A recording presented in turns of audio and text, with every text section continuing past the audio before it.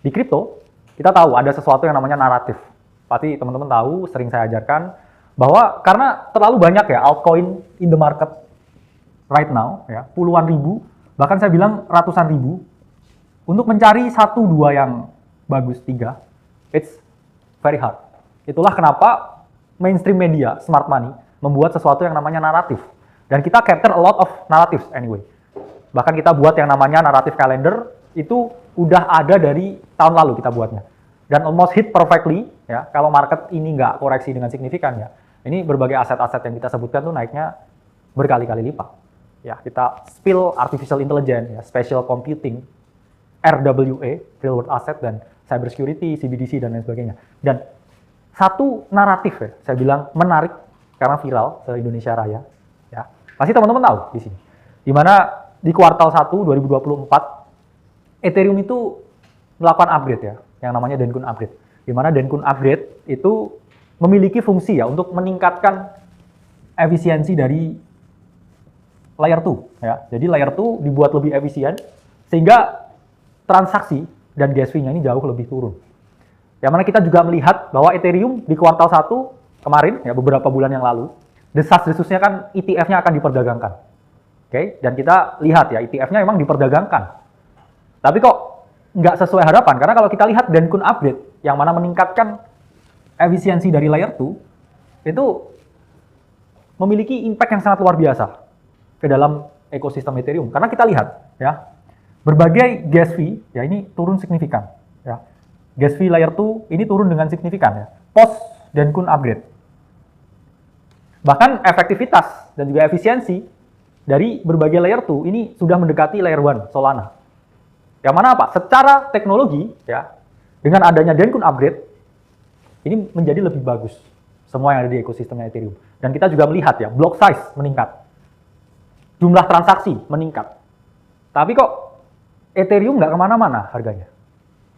Layer 2, semuanya drop. Ya. Kita lihat yang besar, Optimism, Polygon, Arbitrum. Mereka ini memiliki performa yang sangat buruk. Ya. Bahkan kalau kita lihat, chart dari Ethereum to Solana, itu terus ya mengalami penurunan yang signifikan. Ya. Dan kalau kita lihat, memang performanya Ethereum dibandingkan Solana itu seperti ini. Ya, ini post ETF. Ini dia masih cuma sideways, ya. Setelah Dencun upgrade, ini masalah justru turun lagi. Ini menunjukkan kalau memang Solana di cycle ini jauh lebih diminati daripada Ethereum. Padahal kita lihat Ethereum udah ada upgrade, ada Dencun, udah ada juga ya approval ETF-nya yang diperdagangkan. Yang terjadi justru ya seminggu setelah diperdagangkan drop 35% Ethereum. It was a big mess di market. Padahal kalau kita lihat, kita bertanya-tanya nih, aku udah pilih koin yang bagus ya secara fundamental, technological wise ini sudah upgrade dengan sempurna. Ya, lalu kita berpikir, ya, semua bintang di langit ini udah sejajar nih ya. Kok bintangnya malah jatuh? Ya, pasti teman-teman di sini banyak yang berpikir seperti itu. Saya ini udah analisa suatu koin tertentu dari semua aspek. Ya, ini koin ini keren banget ya. Tokenomiknya oke, ada di area yang ideal untuk membeli, timnya solid, komunitasnya juga gede. Kok harganya nggak naik sama sekali? Pernah nggak berpikir seperti itu? Tapi koin-koin yang dibilang sampah, ya, ini malah naik berkali-kali lipat ya. Harusnya ya aku all in dog with head atau apa ya. Ya, gainnya lebih gede ya daripada koin fundamental base yang ya katanya bagus. Tapi saya gain nothing. Padahal kita tahu Dencun upgrade ini performanya sangat luar biasa. Tapi performa tersebut tidak diikuti dengan harga pasar. Karena teman-teman harus paham ya bahwa di sini ada perbedaan ya antara nilai intrinsik dan juga nilai pasar. Nilai intrinsik itu tidak sama ya dengan nilai pasar. Sesuatu yang nilai intrinsiknya tinggi, value-nya tinggi, tapi nilai pasarnya rendah, ya dia tergolong dalam under value. Tapi kebalikannya, kalau nilai intrinsiknya, itu kurang, tapi nilai pasarnya tinggi, ya kita lihat berbagai meme coin, ya dia over value. Itu mengapa? Ya? Kok saya udah analisa koin terbaik versi saya, ya, kok nggak naik? Karena ketika kita berpikir sesuatu yang sama, dan itu tidak terjadi, mungkin semua orang di bumi ini berpikir tentang hal yang sama.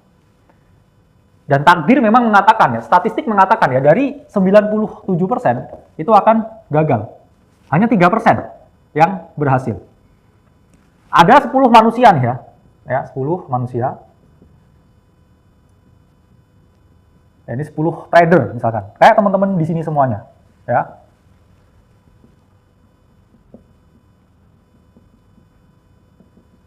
Ini dengan statistik yang sama, ya. Hanya 3 orang yang bakal berhasil. Sisanya apa? Sisanya dia akan gagal, kehilangan uangnya, ya. Beli altcoin nyerah, ya. All in Bitcoin pakai leverage hancur, ya. Ini juga hancur, ini nggak sabar. Hanya 3. Ya mungkin yang akan berhasil cuma masnya ini, ya, mbaknya itu, sama Antonio mungkin di belakang. Yang lain gimana? Yang lain mungkin pulang, ya. Meratapi nasibnya, ya. Kenapa market crypto seperti ini? Karena itu statistik, ya. Lalu muncul pertanyaan, gimana caranya, ya, supaya nggak cuma mas ini, mbaknya itu, sama Antonio yang menang. Saya pengen semuanya di sini menang. Every single of you must win di market ini. Berarti kalian harus mengembangkan satu pemikiran. Apa? Pemikiran yang tidak dipikirkan oleh kebanyakan orang. Ada 100 orang, kamu tahu bahkan 97-nya akan gagal. Kamu hanya 3 yang akan berhasil. Tapi kalau 97 lain ya punya pemikiran yang sama, ya kamu punya chance untuk menang. Supaya apa? Supaya kalian bisa berpikir apa yang orang lain itu nggak pikirkan. Itu kita sebut sebagai contrarian thinking. Ya. Karena hanya 3 yang bakal berhasil dari 10. Hanya sedikit sekali ya yang akan berhasil. Teman-teman harus pahami itu. Bahkan ya mungkin lebih kecil lagi.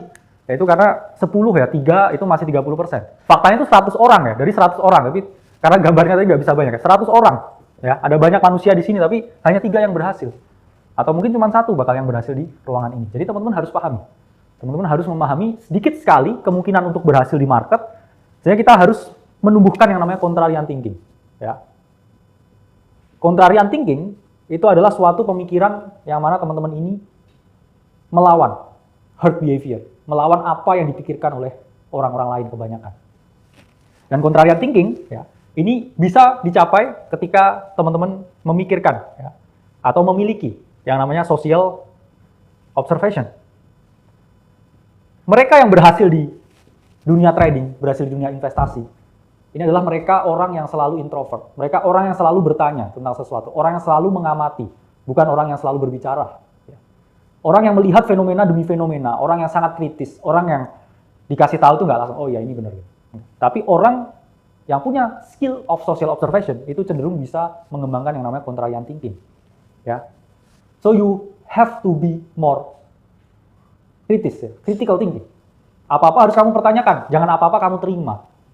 Kalau ditanya kenapa Aceh bisa buat naratif kalender, ya kita bisa banyak sekali hit rate di berbagai koin-koin yang naratifnya ya kita bilang sesuai. Ya karena kita punya yang namanya social observation tinggi. Kita lihat apa yang terjadi di dunia, apa yang terjadi di masyarakat, dan kenapa hal tersebut bisa berhasil dan bisa gagal. Itu yang kita pikirkan. Dan yang kedua, teman-teman harus punya yang namanya zero bias decision making. Kenapa ini diperlukan? Karena memang sesulit itu untuk melawan kebanyakan orang. Ya, misalkan kamu di suatu ruangan, masnya sendiri bilang, oh hari ini akan hujan, ya. Dengan suasana yang secerah ini, kamu pasti dimaki sama semua di sini. Kamu misalkan teriak-teriak, oh ini mau hujan, kamu harus bawa payung, kamu harus siap-siap jas hujan, kamu pasti dimaki. Karena semua orang di sini, ya lihat ini terang kan hari ini. Tapi mungkin nggak hujan, mungkin, ya mungkin dia punya data yang nggak kalian tahu. Kalian cuma lihat, oh mataharinya cerah kok ya, langitnya nggak mendung, tapi mungkin dia punya data kelembapan udara hari ini. Dia kontrarian. Sulit nggak bagi dia kalau misalkan dia diterpa semua orang yang ngata-ngatain dia punya data yang valid. Aku yakin hari ini hujan. Kamu lihat cuma terang ya. Semua orang di sini 9 orang lihat terang. Kan dia pasti dimaki. Dan sangat sulit ya bagi dia untuk nggak bias ketika semua orang bilang nggak hari ini nggak hujan. Padahal dia tahu datanya hari ini akan hujan. Sulitnya di sini. Itulah kenapa ya di sini harus ada data, ya, fakta dan juga angka. Yang mana mendukung social observation ya dan zero bias decision makingmu untuk membentuk yang namanya contrarian thinking.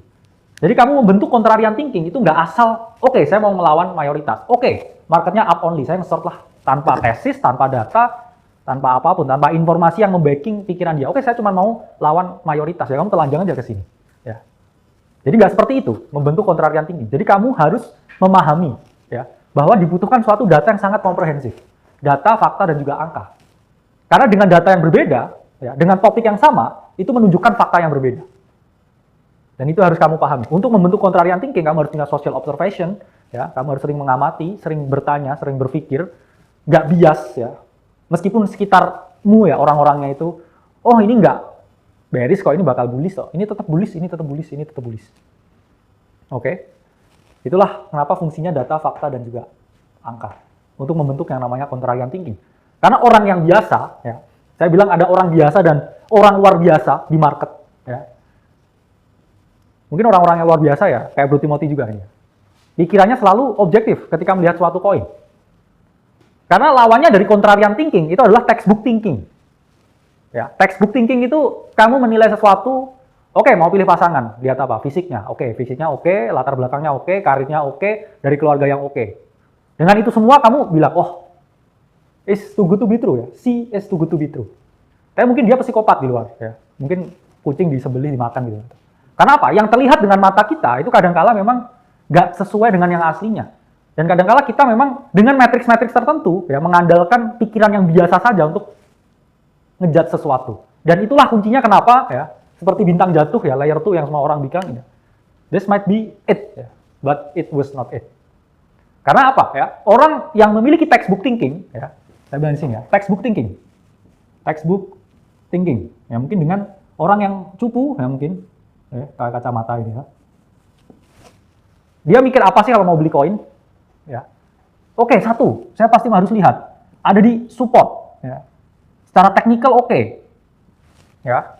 Kedua, tokenomics. Pasti dia lihat tokenomics. Jumlah rasio token beredar, banyaknya token yang keluar dan lain sebagainya harus lebih banyak dipegang oleh tim. Harus banyak dipegang oleh komunitas ya, bukan tim, bukan visi dan lain sebagainya, oke? Terus kamu pikir, oke, komunitas harus banyak. Oh, ini semakin banyak komunitas, semakin banyak holder dan lain sebagainya. Terus kamu berpikir lagi ya. Tokenomics udah ya, area support udah, komunitas udah. Oke, devnya ya. Devnya harus lulusan MIT dan lain sebagainya, harus mahir dalam blockchain dan lain sebagainya. Itu textbook thinking. Yang mana ini bisa dibantah semuanya, ya. Misalkan, oke, ini di area support, di psychological support di $1. Kalau ini proyeknya sampah, nggak ada real demand, nggak ada institusi yang mau beli, nggak ada big player yang mau beli, kira-kira bisa naik nggak harganya meskipun di support? Nggak, ya. Nggak naik. Kenapa? Even itu di technical ya, yang paling technical, MACD-nya nge-cross ya, stokastiknya nge-cross, RSI-nya di area yang oversold. Kalau itu proyeknya sampah kayak SLP itu nggak ada yang beli, dia akan turun. Ya. Tokenomics ya, textbook thinking memang saya tulis di buku. Ya. Kalau yang bagus itu banyak dipegang oleh market ya, banyak dipegang oleh komunitas orang-orangnya. Tapi apakah orang-orang itu nggak endingnya paper hand? Yang diamond hand project itu selalu dipegang ya, satu oleh owner projectnya yang kaya. Itu kenapa? Ya kita lihat Toncoin kenaikannya terus-terusan. Karena Pavel Durov udah 12 billion kekayaannya. Dia nggak perlu, oh token saya naik, saya dapat 10 juta USD, saya jual. Enggak. Itulah kenapa kita juga harus lihat visinya kuat. Karena apa? Visi itu berinvestasi itu kurang dari 0,1% dia punya duit. Jadi kalau nggak ditunggu naik 10, 20 kali lipat, ya ngapain dijual? Ya, dari total aset yang dia kelola itu hanya 0,1%. Kalau itu nggak naik 10, 20 kali lipat, ya ngapain dijual? Itu nggak nambah apapun ke dia punya portofolio. Ya. Jadi dari tokenomics, ya kita harus mengembangkan yang namanya contrarian thinking. Oke? Komunitas besar, bukan jaminan kalau mereka itu juga diamond hand. Bisa aja kena food dikit, mereka juga nggak loyal sama proyeknya dijual. Ya. Dan developernya, ya, oke, ini pinter orangnya. Oke, ini nerd, ini super nerd guy, super tech guy. Bukan berarti dia orang yang disukai. Kalau dia nggak bisa marketingin produknya, oke, dia super nerd, cuman pakai kacamata. Apakah menarik buat orang invest di proyeknya dia? Ya, dia pitching di orang pasti dibuang. Ya, dia punya white paper itu dibuang ke tempat sampah. Ya. Itulah kenapa ya, kalau orang dengan contrarian thinking, ini berpikir sebaliknya, ya. Pertama, ya, dari segi technical. Project itu yang udah naik 100%, masih bisa naik 1000%, masih bisa naik 10.000%. Jadi apa? Dia bukan orang yang, oke, tarik-tarik garis. Oke, ini area yang sangat oversold, dia pasti bouncing. Lebih baik seperti kata Warren Buffett, mending beri perusahaan yang bagus di harga yang oke. Daripada, oke, ini harganya bagus banget, tapi perusahaannya sampah. Ini harus kalian pahami. Ya, kalian harus beli sesuatu, jangan cuma dilihat teknikalnya. Ya, project sampah yang oversold bertahun-tahun juga bakal turun terus. Kalau ini perusahaannya bagus, ya, teknikal itu nomor yang sekian. Ya, teknikal itu nomor sekian. Kenapa? Ya, mending perusahaannya bagus. Ya, ini blue chip. Pasti ada momen di mana ya dia akan terus mengalami kenaikan. Nggak peduli saya beli di 1, saya beli di 2. Kalau ini bisa ke 20, ke 30. Does it make sense? Ya. Tokenomics. Ya, kita lihat. Itulah kenapa ya lebih baik dipegang oleh pemilik project yang kaya. Jadi dia nggak lihat ya token distribusinya, mending token distribusinya jelek. Banyak yang pegang tapi developernya sendiri yang pegang. Tapi siapa yang pegang? Oh, Sam Altman. Butuhkah dengan duit kita, ya, dia naik 10-20 juta dolar, nggak make sense. Itu uang di walletnya kita, dia paling lupa. Ya. Developer kaya, visi yang besar, ya, itu jadi ya lebih diperhatikan di sini. Oke. Terus komunitas besar, ya, jangan cari komunitas yang besar, cari komunitas yang ke brainwash. Contohnya apa? XRP Army.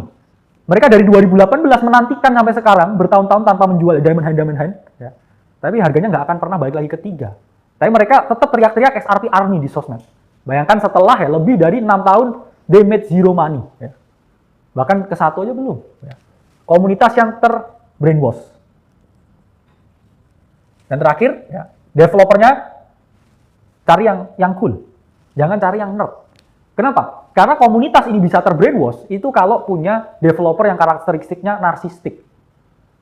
Kenapa Luna bisa gede? Ya karena Do Kwon tuh narsistik. Ya bayangkan founder dari sebuah project besar, ya maki-maki orang di Twitter, ya terus habis itu mereka betting tentang projectnya.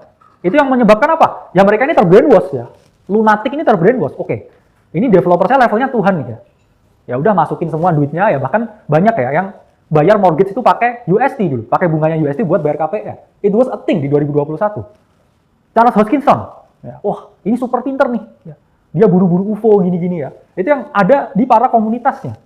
Komunitasnya memiliki fantasi ya, bahwa wah ini orang level dewa yang mengembangkan proyeknya. Jadi nggak cukup pinter di balik layar, ya nobody.